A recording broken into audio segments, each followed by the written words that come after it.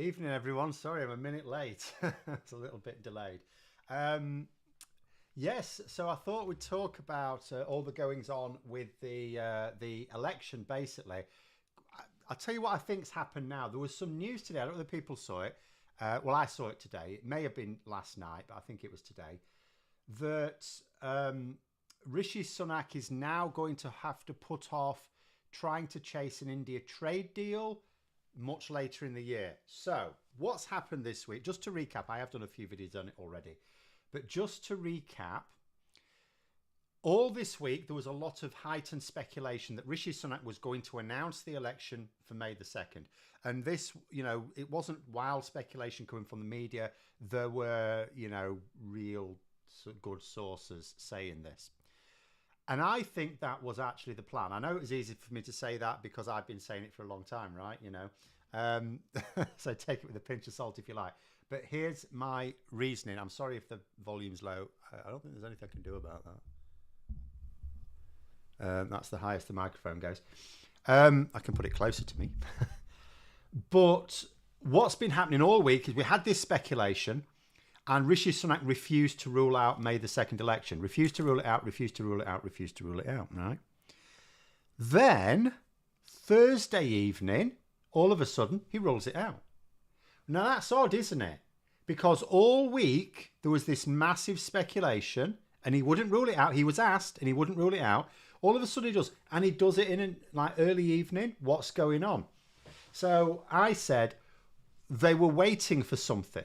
They were waiting for something to see whether they should go for May the 2nd. I've speculated in the past, maybe it was if the budget does the works, but also maybe it's if Rishi Sunak gets his India trade deal.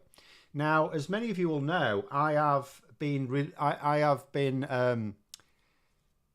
can't think of words now, but skeptical that it would happen. Because there's a real point here. What India ultimately wants is those easier access or the extended visas, but that's going to play very poorly to the Conservative Party with where it currently stands on immigration, right? So I thought that there would be difficulty, and indeed there has. What I also know is in the last week, Rishi Sunak had a real push. He personally spoke to Modi, so there was a real push to get it over the line. I think what's happened is he's now realised he can't get it over the line anytime soon. If you're thinking, well, why does it just keep trying over the next few weeks? Because India is gearing up for its own general elections. They don't get to decide. They're going to have it sometime in the next 10 months. So they're gearing up for those general elections anyway. Modi's attention clearly is now focused on that. And if he didn't think he's going to be able to waive the trade deal himself, he's not that bothered. So what I think... and given that this news now is that Sunak is having to put it off until later in the year, I now think that probably was the trigger. Because it was quite clear the budget hadn't done its work. They didn't have to wait until Thursday evening to go. If their trigger for calling the election in May was the budget did them some good in the polls, it was very obvious that wasn't happening. So you can't rule it out, and we should still be prepared. But I am now willing to believe it probably will be autumn. Just because I don't see any logic in holding it. If they're not going to hold it on May the 2nd, I don't see logic in holding it after that. Unless it's really a long time after that. I mean, the way I look at it is if you're making if the decision on when the election is based on what's best for the Conservative Party, then I'm just going to throw something up actually. They would have been much better doing it a long time ago. In fact, let me have a little look here. So I'm going to try and put something up. Should have done this in advance, really. Hold on, where are we? So let me just throw up the YouGov tracker, the voting intention tracker. So this is the latest one from YouGov. Now, so at the moment, they say what? Labour have a 24-point lead according to YouGov. It's round about 22, 23 if you do averages. Depends on which pollsters you want to average, right? But YouGov are a pretty good one. And I think Ipsos is similar as well. So that's where they stand at the moment. Now, last summer, I was saying the best time for the Tories to go to the polls would be basically what I've been saying for a very long, ever since Labour established this massive lead over here. I've been saying that pretty much the longer the Tories delay it, the worse it'll get. Because we know from economists that the economy is not getting better. People, or put it this way, even if there are some positive signs in the economy, ordinary people aren't going to feel it. They're not feeling it. Even the tax cuts that were promised were basically for the rich. The ordinary people don't notice. They're not going to notice a few extra quid, really, because everything else is going up by more. And so I was saying over summer, I said they'd be better off going this autumn. That was last autumn. They'd be better off calling it for autumn 2023. If they weren't going to do that, spring 2024. And then the last of the heap for me was autumn 2024. And I think events have demonstrated why. Because if I go back to last summer, I mean, you had, we'd be talking September really, wouldn't we? So Labour on 46 was pretty much where they are now. But the Tories were on like 26, 24, 27 there, look. So the gap was smaller back in summer. So the polling has gotten worse now. And then you look at the future and you think, well, why would people think it's not going to get worse still?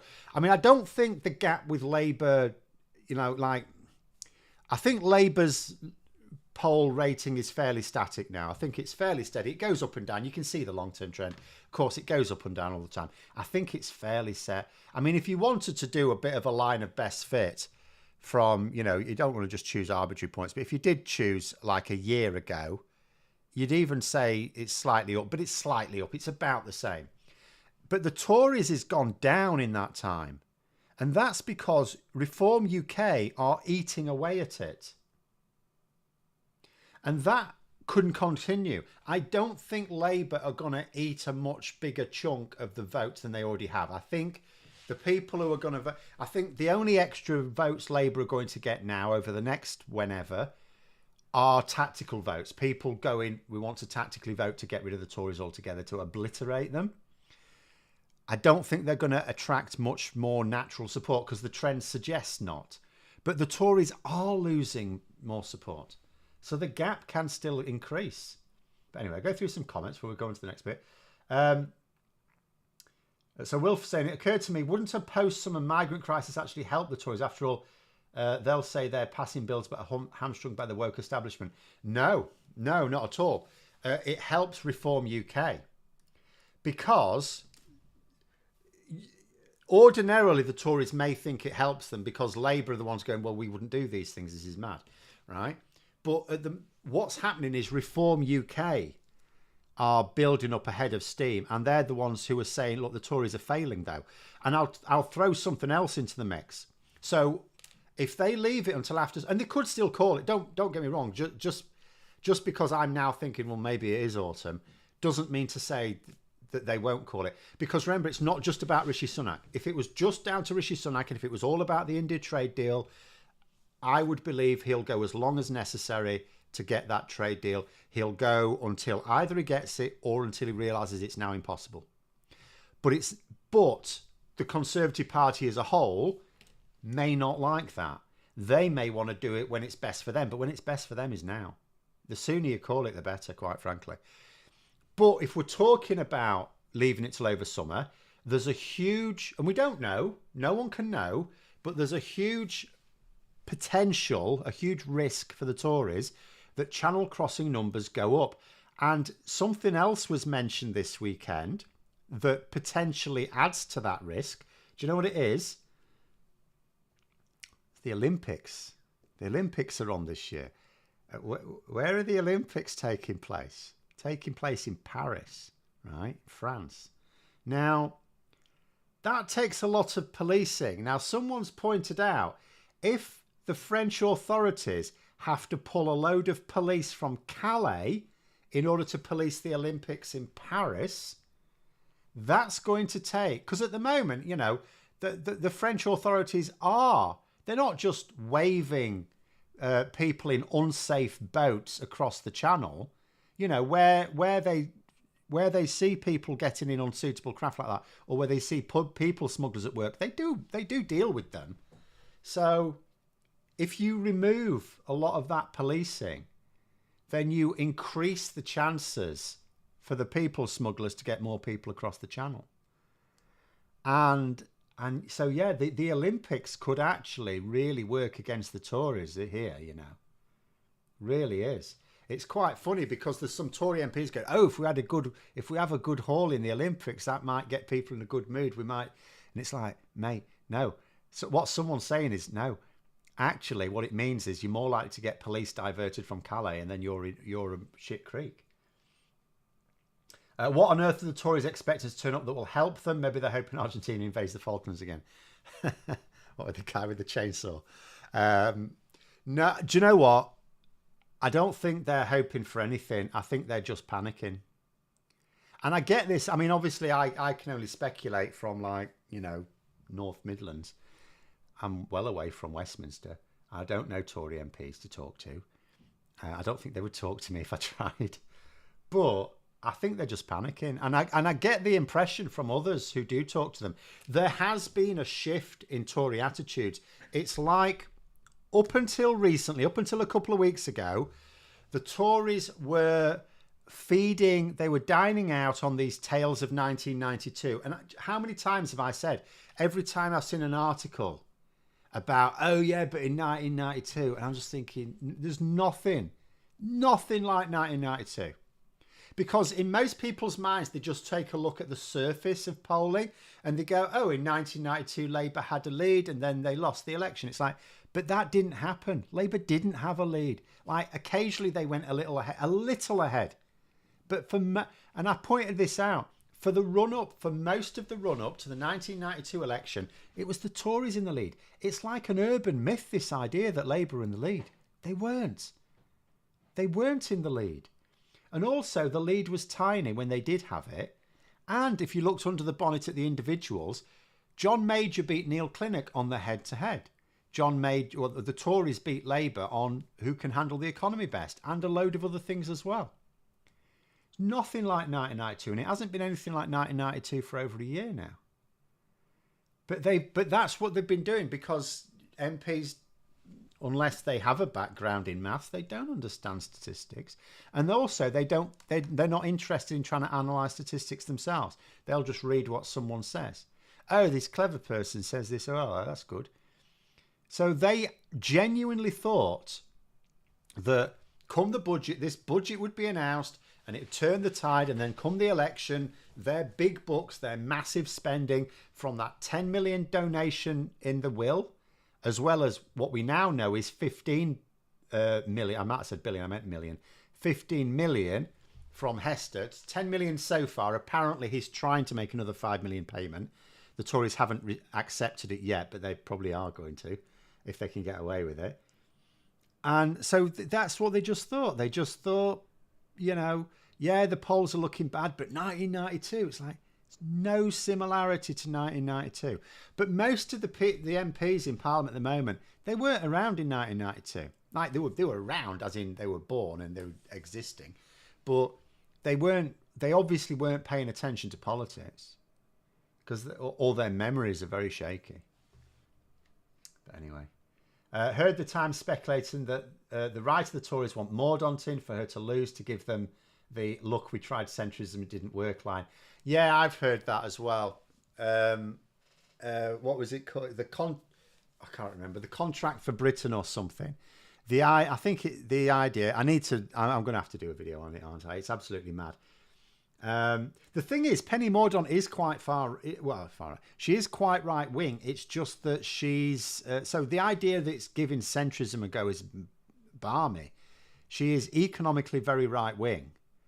She's very Eurosceptic, but socially she's a bit more liberal than many of them would like. But there we go. Emma saying, been canvassing today a number of traditional Tory voters switching to Labour. Yeah, I'm hearing a fair amount of this. Hopefully it's in the places where it really matters. Although I do say normally my focus would be on what are the target seats, the marginals.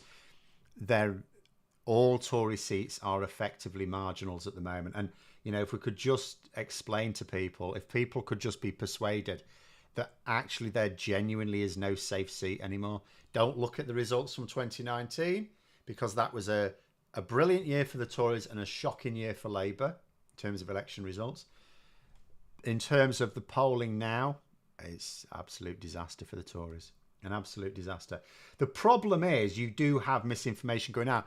There's a political poll going around at the moment going, oh, the Tories would be on I can't remember how many seats it was saying they were going to get in Labour, but it was like a ridiculously high number of seats. And it's because they were using a uniform national swing model, which has never been valid.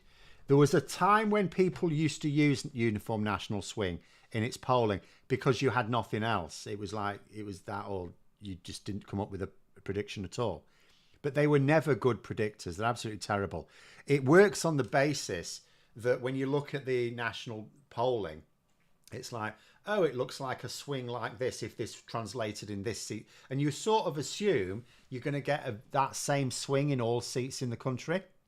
But it's nonsense for a couple of reasons. First of all, if you did, the Conservatives would be getting negative votes in some places, which is obviously ridiculous.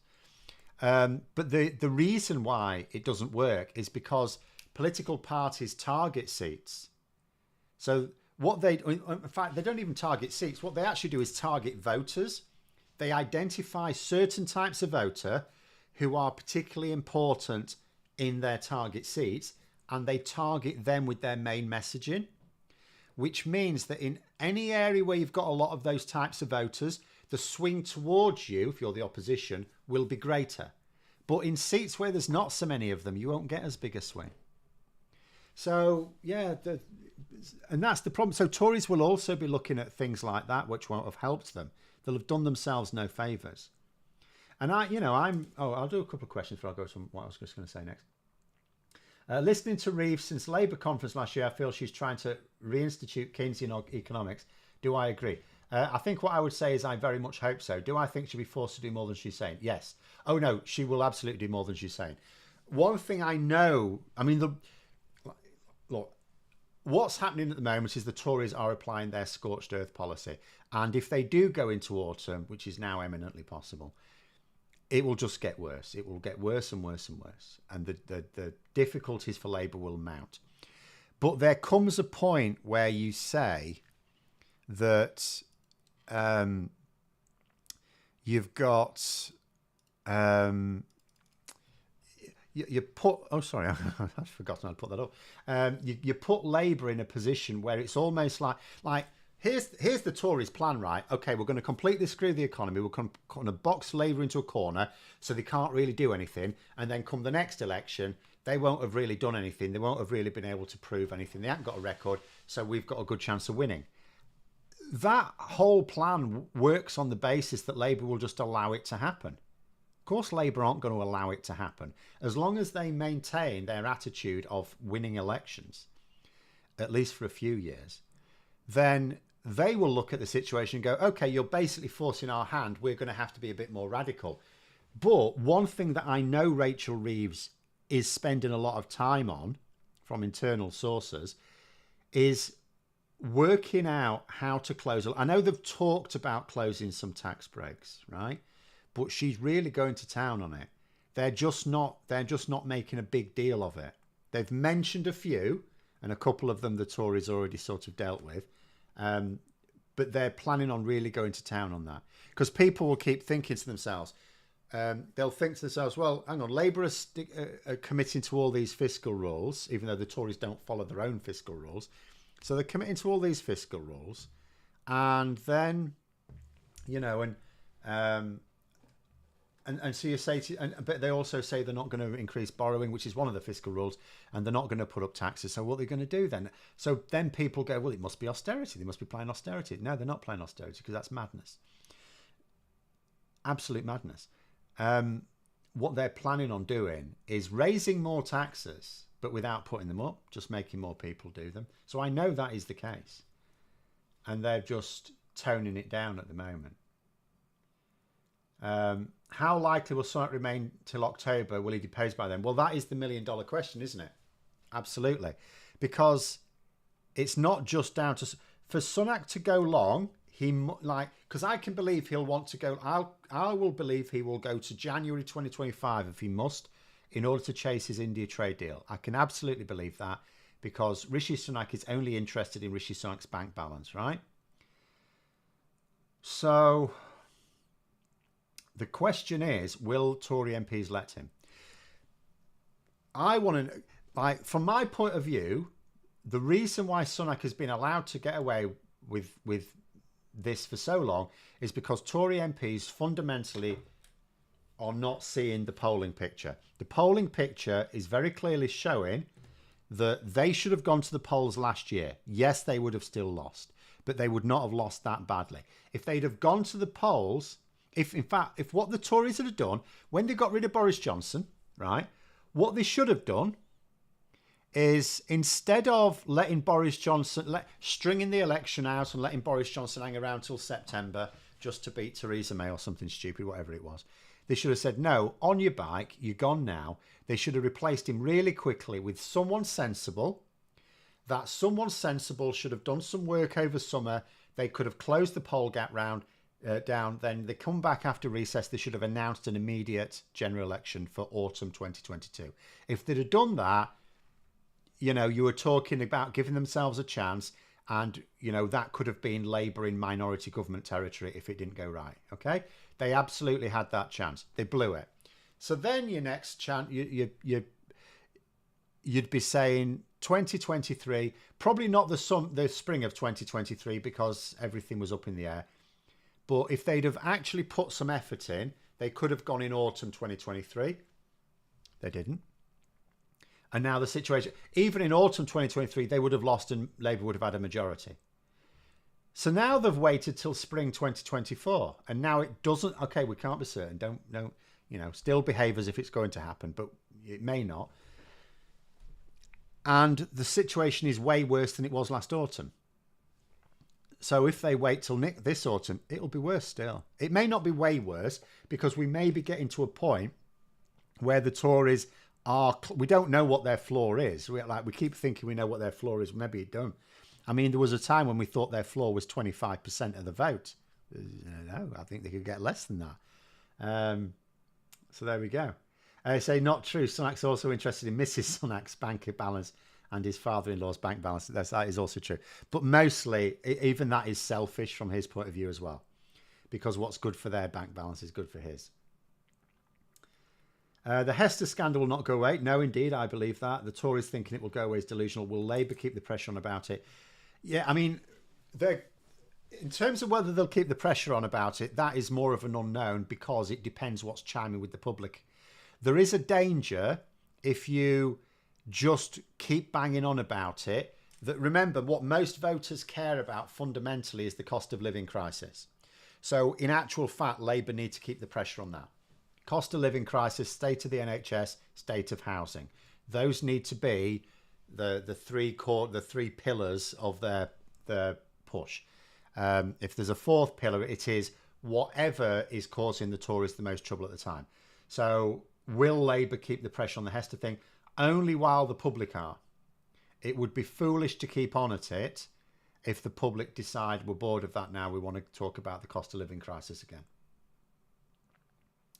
There's a high chance of Labour winning, even if the polls now after the campaign, since they have a massive lead now. Oh yeah, they're going to win.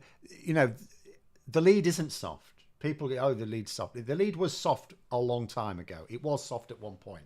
It's not anymore.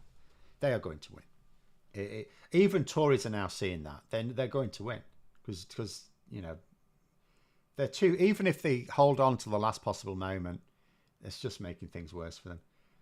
So wouldn't it make sense to put PR in the 24 manifesto? I would like them to, but they're not going to. You know, their attitude is that this should be decided by... It is a fair enough point. It's not. It's difficult to argue against it. the thing is, if Labour put in the manifesto your proportional representation, what they're doing is they, as an individual political party, are deciding how our elections are going to be run. Now, what Labour's position is that first past the post is clearly toxic, but that what should replace it has to come not from the party. It has to come from basically the people, which is fair enough. That is fair enough. So what that means is the way Labour facilitates proportional representation is by setting up like people's assemblies or something very similar to work out what, first of all, if we should replace our system, but the answer will be yes, and what we should replace it with. And of course, Labour cannot do that until they're in power. And the other thing to put out, because you may think, well, why not put that in the manifesto? Because it then becomes an ideological platform. Labour do not want the general election fought on an ideological platform, because Labour tend not to win ideological debates, in case you'd noticed. So they don't want to do that. They want to talk about a cost of living crisis, housing, the NHS, things like that. And they don't need to put it in the manifesto to set up. All they need to do is in the next Parliament set up some system of letting the public discuss what should and should not change about our electoral system. And then what they can do, because that's not enough of a mandate to implement it unless they have a manifesto, they can then put the conclusion in the following manifesto. Now, it may still be that they still have a referendum on it rather than that. I would rather it just goes in the following manifesto. They may say, we'll just do that instead.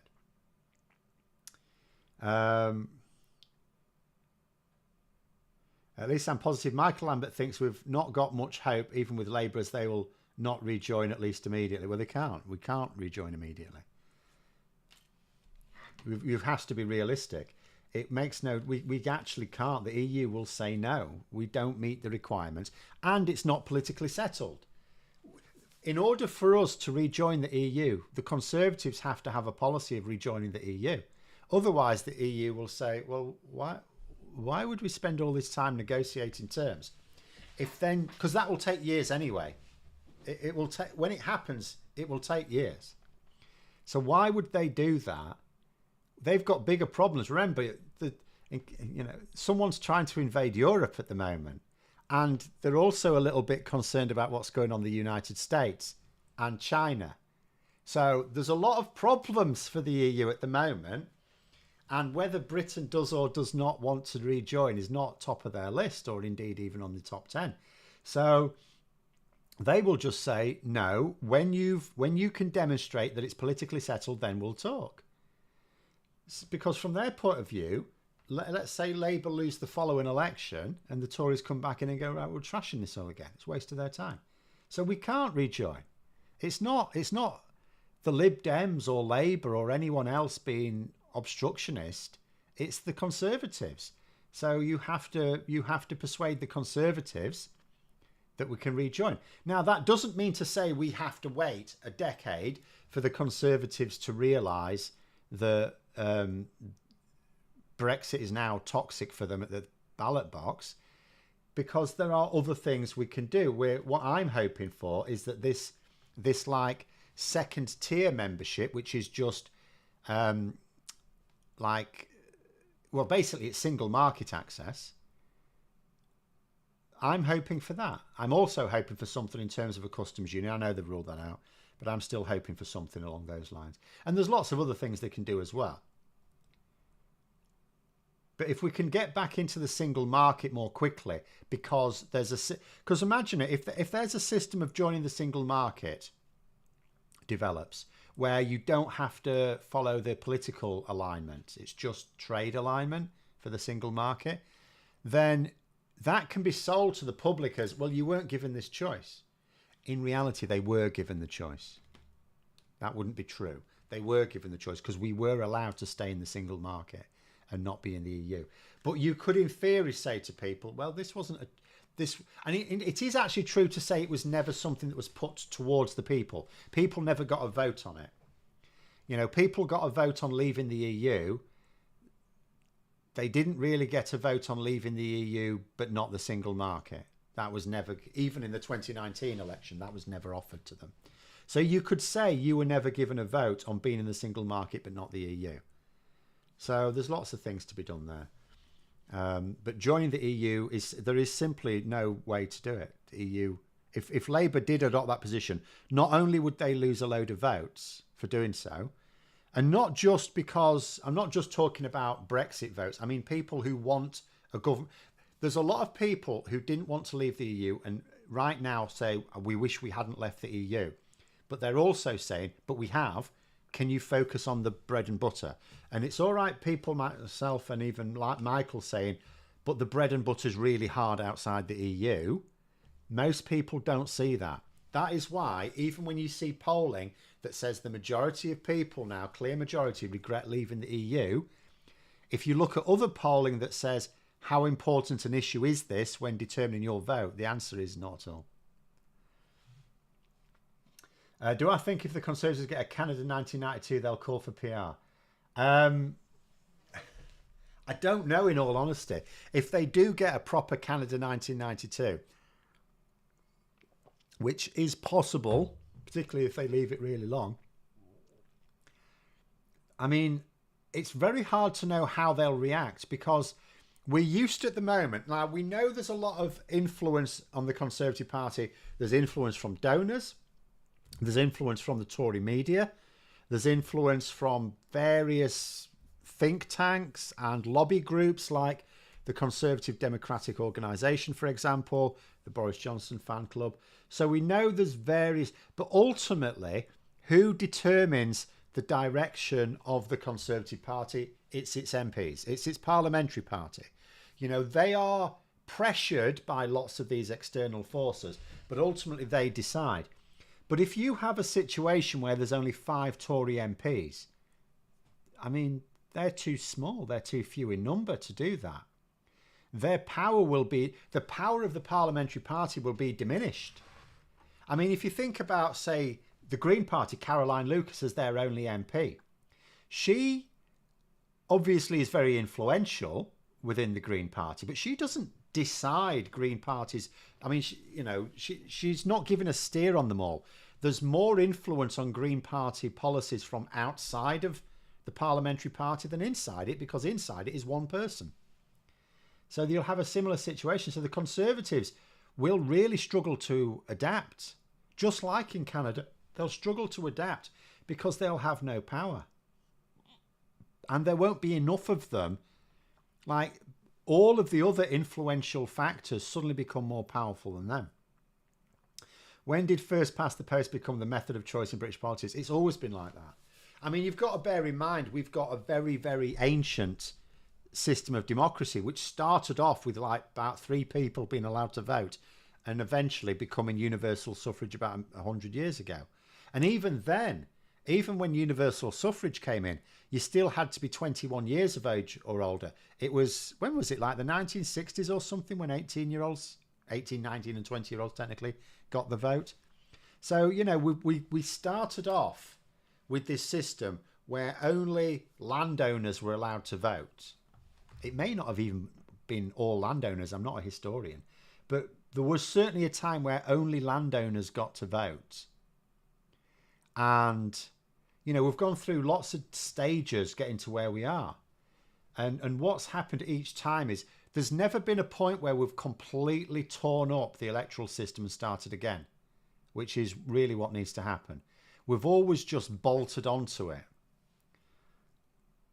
If I could pick one Tory to remain and become de facto leader, who would it be? I think Dowden, since they forced him on as Deputy Prime Minister.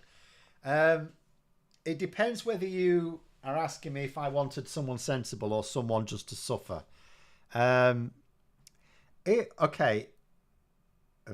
See, I'll tell you my criteria before I tell you who it would probably be. I don't want it to be someone who's too toxic, right? I want it to be someone who's incompetently toxic, shall we say. So I don't know. I mean, I know Suella Braverman is incompetently toxic, but she's too much. I would be thinking someone like Desmond Swayne. Desmond, he's the Tories dandy. If you don't know who he is, he's always very sharply dressed. Very stylish. But yeah, so he's a bit of a gammon, but he won't be able to like destroy people's lives even with words. So make him suffer. Someone just said John Redwood. That's not a bad call. John Redwood, maybe, yeah. Could go with that. Luke's saying 1970 was the first general election, 18 could vote. So yeah, it was the 60s when they'll have put this in place then, yes, indeed. Original House of Commons was burghers, rich people from towns to counter the lords, which were the big land holders and warriors. Yeah, that's a good point, yeah. Yes. Lord Cameron couldn't become Prime Minister, could he? In theory, yes. In theory, yes, he could. In practice, they wouldn't do that. They wouldn't, no. But also, he wouldn't be Prime Minister. I mean, if the Tories got beaten that badly that even... have you heard this week? Speaking of David Cameron, I couldn't believe it. I nearly spat my drink out when I read this. So David Cameron, because he's enjoying being Foreign Secretary, do you know what he said this week? He's let it be known that in the interests of national unity, that when Labour win the election, so he's already thinking of what Labour winning the election. When Labour win the election, he's quite happy to stay on as Foreign Secretary for Keir Starmer. And I just thought, this is amazing. Absolutely. Oh, this is proper brain thinking, isn't it? So he's suggesting that Keir Starmer, when he wins his large majority of Labour MPs in the House of Commons and becomes Prime Minister, that he bins David Lammy, who's one of the more impressive Labour MPs, and takes on David Cameron, literally the architect of both, the architect of austerity and the handmaiden of Brexit, as his Foreign Secretary. Oh yeah, that should convince people that Keir Starmer's not a red Tory, wouldn't it? Oh my goodness me, could you imagine? It was the funniest thing I'd read all week.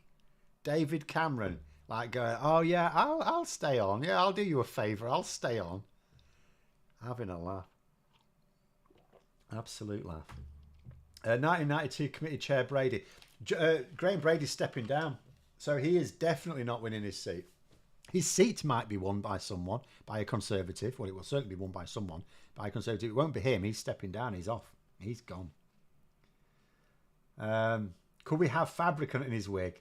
I wouldn't mind that as well. Yeah, I mean, basically anyone who's too loony to be taken seriously by the public will do me. There are some that are incredibly crazy, but unfortunately, the media will take them seriously.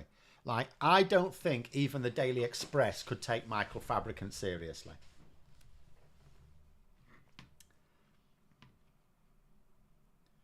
But anyway, kind of like Cameron to be PM before the election again, like bookending the Tory nightmare since 2010. See, that won't actually happen. It's a long time since we had a member of the House of Lords as Prime Minister. It is, constitutionally possible. It is technically possible. In fact, we have had it in the last century for the Prime Minister to not be a member of Parliament at all.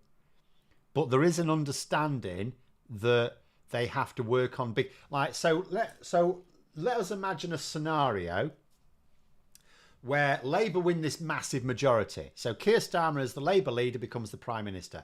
But let us just say that George Galloway, or one of his supporters more likely, challenges Starmer in Holborn and whatever it's called, I can't remember his name of his constituency now, one of these London ones, and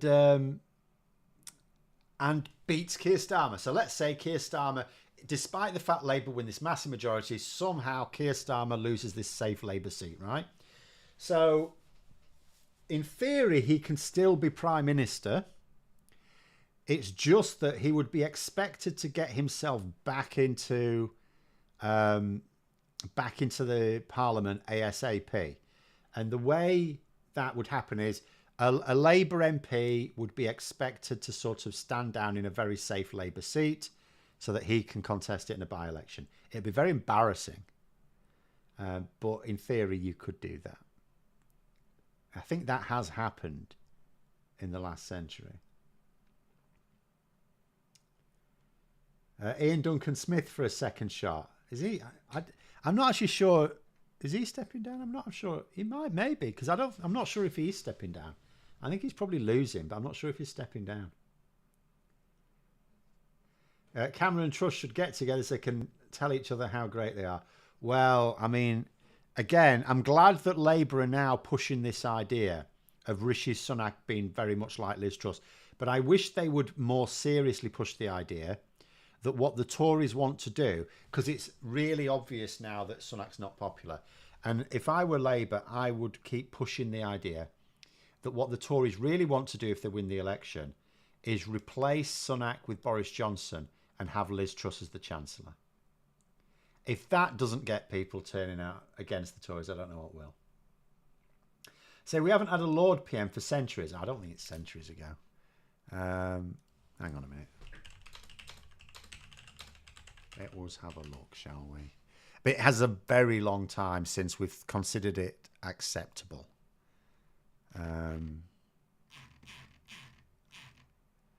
Right, hold on. Oh, yeah, actually, hold on. I'll tell you what, I'll get rid of that because that's just... actually, no, let's just put it on. We'll put it on. I'll just expand it a little bit. Right, there we go. List of UK Prime Ministers. So, how far do we have to go back? It will certainly be the 19th century at least. I'm assuming it will tell me... Ah, here we go. Hold on. Is this right? Hold on. Hold on. Marquess of Salisbury. So, I haven't missed anyone, have I? So that would be at the end of the 19th century. Robert Gascoigne Cecil, the third Marquess of Salisbury. So, relatively recent. In the last 130 years. I'm assuming he didn't have that title. I can easily check. Yeah, so, no. So, yeah, the last Prime Minister, how long did he last? That was presumably how long he lasted as a person. 7 years Prime Minister. Lasted 7 years as Prime Minister. And he was in the House of Lords. Yeah, there were a couple who became Prime Minister after having given up the seat in the House of Lords. Winston, Hume was one. Douglas Hume was one. Winston Churchill was another, for example. But in terms of ones that was sitting. So we have had them. Could Sunak be forcing the current Kate mystery as a dead cat to keep his Scotch Death policy secret? Do you know what? I think there's only so many people even paying attention to this Kate thing. It doesn't seem to be... Like, I don't really pay attention to celebrity news, so, something like that did pop up to me. And I was aware of it. But mostly, no. I'll tell you what was interesting today. Did anyone see the front pages of today? I haven't read the article, by the way. But on the front page of the Daily Telegraph today, front page, it's about Johnny Mercer maybe going to prison. I strongly suspect it's an exaggeration. But the fact that they would carry what at first sight looks like a negative headline for the Tories, and I haven't read the article, I have to say, is quite remarkable.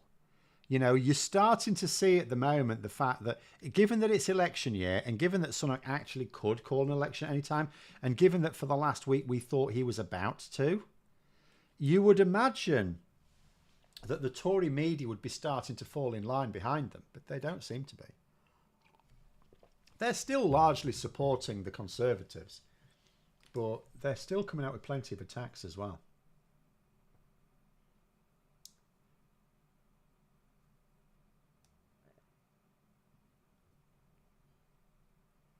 Could the Tories ever become extinct? There are too many right-wing billionaires and media moguls. So this is my thinking as well. However, what I would say is, if they really were beaten down to the point where they were no longer a political force, that money may coalesce elsewhere. The advantage of the Tories... I don't think So we look at Canada 1993, and the Conservative Party basically ended up having to merge, didn't it? I think the Conservatives would still be given a chance to win back a crap load of seats at the following election. I don't think they'd be written off straight away because they still have the infrastructure. If the Conservative Party were beaten down to like 5 MPs, they would still have all of their members and they would still have all of the infrastructure in place. They would still have that brand awareness. So I think it likely that the money would still be there for them. But let us imagine in the following election, because for the Tories to be beaten down to like a handful of seats, I keep saying 5 because that's just amusing to me, but let's say a handful of seats, even 25, part of it will be the Lib Dems taking a load of seats off them, but part of it will be Labour.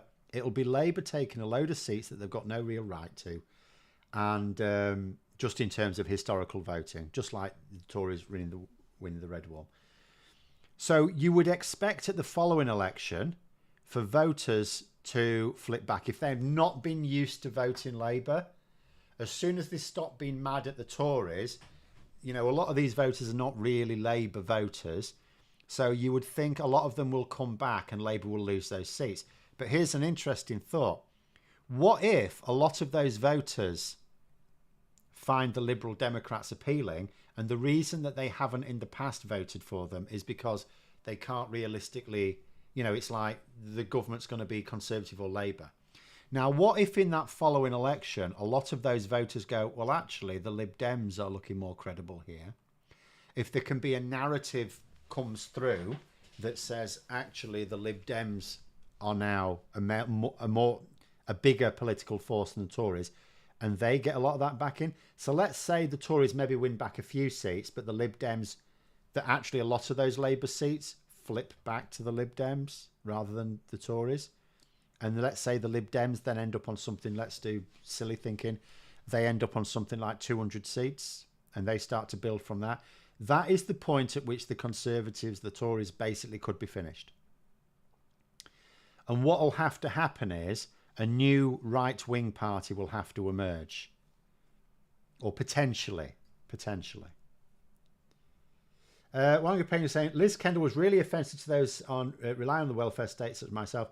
Do I agree with her? And if not, who would I replace her with? I mean, I wouldn't replace her with anyone. No, I don't agree. But again, it's the point I keep making. It's rhetoric. It's unfortunate rhetoric, but it is just rhetoric. If you listen to what her policies were, they were very different. You know, the rhetoric is there because ultimately the voters who swing elections have a particular attitude towards, you could say that she's also been none too complimentary towards young, or the implication was towards young people. But again, the policies that she was announcing are actually really in young people's favour. So yeah, that's my thoughts on that.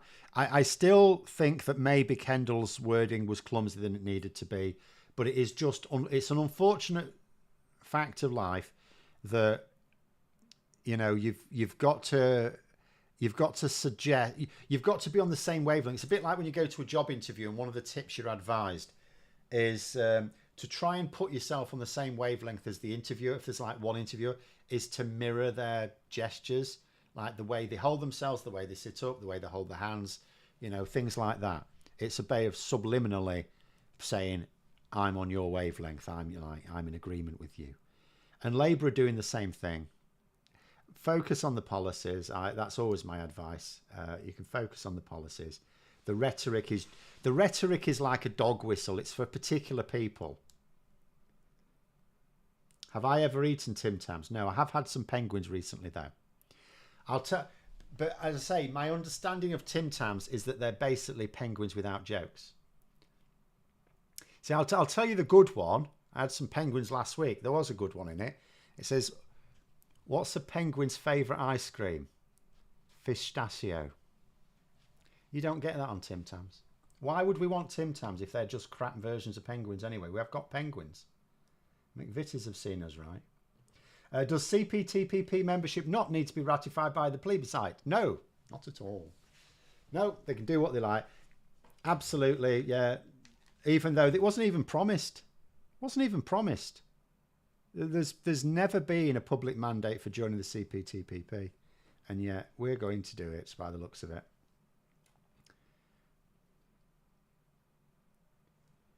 I've never even seen Tim Tams, in all honesty. Apparently, even before the Australia trade deal, you could get them in some places, I suppose Home Bargains or something. Although apparently I'm not supposed to go to Home Bargains anymore because I don't know if it's the chief executive or someone, but the person who basically runs Home Bargains has given Rishi Sunak £250,000 for the Tory party donation funds. Did I eat literal penguins? No, don't be silly. Chocolate biscuits. I had mint ones. Mint penguins. Very nice. You can get chocolate orange flavour. You can get like just plain flavour. It's nice.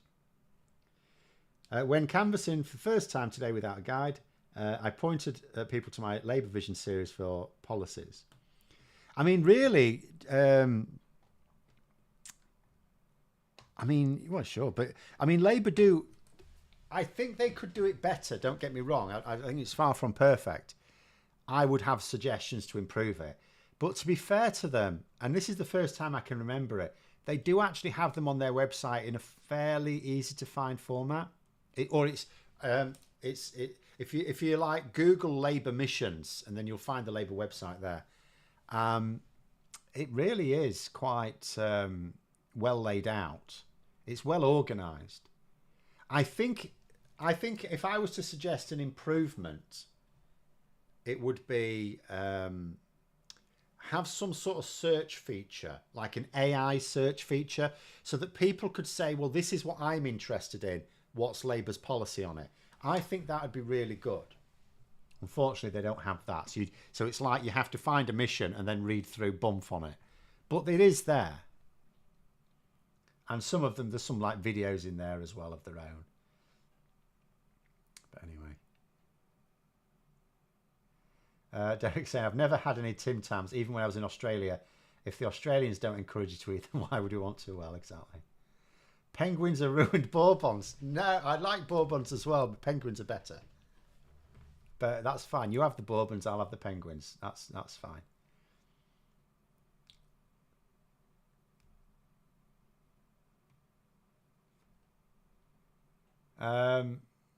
I've eaten Tim Tams. I feel like they were sweeter or had a bigger filling. It's funny that, because like often you get chocolate in America that's much sweeter than in the UK. And it's often sweeter in the UK than it is, say, on the continent. So maybe it actually, if you fed Tim Tams to a Belgian, maybe it would blow their mind or something. Oh, gold bars are by far the best British biscuit. Do they still do those? Do you know, there was a time a few years ago where I thought they'd stopped doing Whispers, and I wasn't very... And then I found they were still doing them. I was so happy. There are some things that you just don't see in the supermarkets, but you can get them. You can get them. Like I got a box of Snaps the other week. Unfortunately, I have to buy them by the box. But never mind, they'll just have to last a while. Anyway, let's go back to politics. I take it we shouldn't expect much in the way of policy until the election's call now, considering Hunt's bungled budget trick. Well, I mean, policies have already been announced, but in terms of spending policies, yeah. I wouldn't, if I were Labour, I wouldn't announce anything. Why would you bother? Most of their spending policies are fine as they've already stated them. All I would say, if any Tory like Laura Kunsberg and something challenges them to say what their spending plans is, say, tell you what, you tell your mate Rishi to call an election and then I will publish them. Give it that. Just say, we've already given you the general thrust. Obviously, every time the Tories bring out a budget, they knacker the economy even more. So that means we have to like tweak it. Every time, we just wait another few months, the economy is even more buggered. So we have to tweak it again. And just say, we've given you the general thrust. If you want to see the details, call the election and the details will be there. If Labour wins big, could they have the problems the Tories have now, that different factions want incompatible things Example, Red Wall Tories want levelling up while Southern Wall Tories don't. Yes, that is eminently possible. But what I would suggest, this is why one of my, there's a big campaign, the one that Carol Vorderman is very much involved in, to try and get people to vote tactically to help Labour and the Lib Dems. It's not specifically for Labour, but, you know, whoever can best challenge the Tory in Tory heartlands to win, and then tell those MPs the thing we want is electoral reform. So that's the aim. It's to actually create a huge faction that wants electoral reform. What I would also add, though, if we're talking about Labour getting this massive majority, as long as the factional infighting isn't a problem amongst a majority of MPs. So let's just do silly thinking and Labour get 450 MPs, right? Starmer only needs about 350 of them to behave themselves. If the other 150 want to, like, you know, cause trouble, it'll be embarrassing. He'd rather they didn't, but it won't actually stop his legislative programme. Any chance I could do a Labour vision on water companies and such? There certainly is, if I haven't already done it. Have I not done it already? If I haven't done it, then yes, there is every possibility. I might even do that tomorrow then. I will check the playlist. I thought I'd already done it because in actual fact, Labour's policies for water companies are my favourite out of the whole lot. So I thought I'd actually probably done it, but I will check. Any thoughts on the feel that the Tories are losing some of their media cheerleaders? Ferrari and Dale, even Kunzberg has started showing limited signs of journalism. I'm not sure I would say that of Kunzberg, but yeah, the fact that some Tory backers, I'm not going to say shills, Laura Kunzberg is a shill. I wouldn't necessarily describe Ian Dale or Ferrari as that. I think they are just, you know, people who believe in the Conservatives, but are honest enough in the way they do things, in a way. The fact that they are getting frustrated is interesting, yes.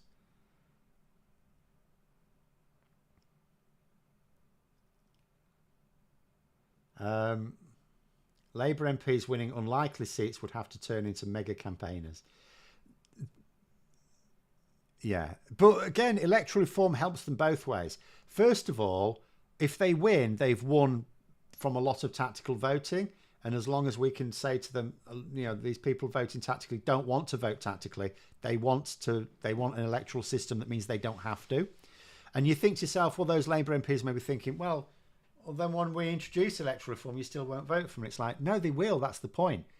With proper electoral reform, Labour can win in some of these, even in a normal election where people don't hate the Tories, for example. Labour can still win in these areas.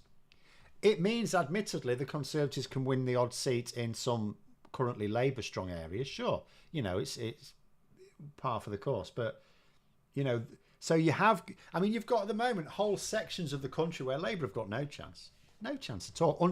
They have this year, but under normal circumstances, no chance. But if you had PR, then they would. There is no part of the country where they might not be able to challenge for at least one seat. Seem to have missed our comment on the biscuit chart. Yes, that happens, I'm afraid. What is the Labour plan for water companies? Right, let's run out of time. Let's go through really quickly. I love it. So first of all, leaks. You know the raw sewage dumping, and they say, oh, sometimes it can't be helped because it rains. You know, Labour's policy on that is, okay, you're paying a massive fine. So Labour's policy is they're not going to say, under these circumstances and blah, blah, blah. They're just going to say, look, it's really this simple. Every time there is any raw sewage dumping, for whatever reason, you're getting a fine, right? Now, so it's in their financial interest to make sure they do it as little as possible. The other thing is, because one big problem we have is a lack of monitoring. They're going to force them to make sure they've installed proper monitoring. And if they don't, guess what happens? Yeah, massive fines. The other thing they're going to do is to make sure that they actually build in the infrastructure that they were supposed to, and they're not just going. At the moment, the plan is to do that, but to add it onto people's bills. So what Labour haven't specifically said about that, but what they have said they don't get just to add to the bill. is they don't. So normally what would happen is if Labour just say, look, we're going to fine you every time you dump, they'll just go, okay, we'll just put prices up. Labour are going to be going, no, you won't. You'll be paying that out of your profits. They're also going to make those in charge of water companies personally responsible. And the heavy implication is criminally responsible as well. So in terms of consequences, first of all, any water company executives who habitually break the rules will be effectively struck off. They won't be allowed to be a director in the UK. So basically, their careers they'll have to go abroad if they want to carry on being an executive of a company. So there's a lot of things in there. And I'll tell you what's most exciting, what is not said. It's like you read between the lines. If you think about all the measures that Labour have for water companies, they're all things that will make it impossible for them to carry on as they're doing now, which you would think means completely breaks their business model, because Labour's policies are basically, if you can run it, if you can run this public utility, if you've got a business model to run it properly, no problem. Have you? To which the answer will come back, no, we haven't. I think it's a cheap way to eventually nationalise water companies. We'll see that. Bazakuda saying, will Labour take us away from the CPTPP? So I'll do this as the last one. What I would say is, given where we are now, CPTPP membership, according to trade experts, is not a problem. It's not a problem at all. It doesn't do us any harm. It would only be... So it wouldn't be worth Labour randomly taking us out. If they did want to negotiate customs terms with the EU, then yes, we'd probably have to leave the CPTPP. But to leave it, it's not like leaving the EU because it's not that integrated. You just have to give 6 months notice. So what I would say is if Labour do decide to negotiate some form of customs union at some point in the future, then we'll probably need to leave the CPTPP to do it. 6 months notice, done. But the membership itself is not harmful to us. The problem with it is it doesn't compensate for Brexit, but it doesn't actually harm us. The individual trade deal we have with Australia does us more harm than CPTPP membership because it's a very loose trading association. It doesn't really do anything. But that's what I get from trade experts anyway. The common phrase from trade experts is you may as well have it as not. So there's no real harm in it. There's no need to rush out of it. It's not doing us any good. But we'll have to leave it there. Thank you very much for coming on, everyone. Have a very good evening. And until next time, I'll see you later.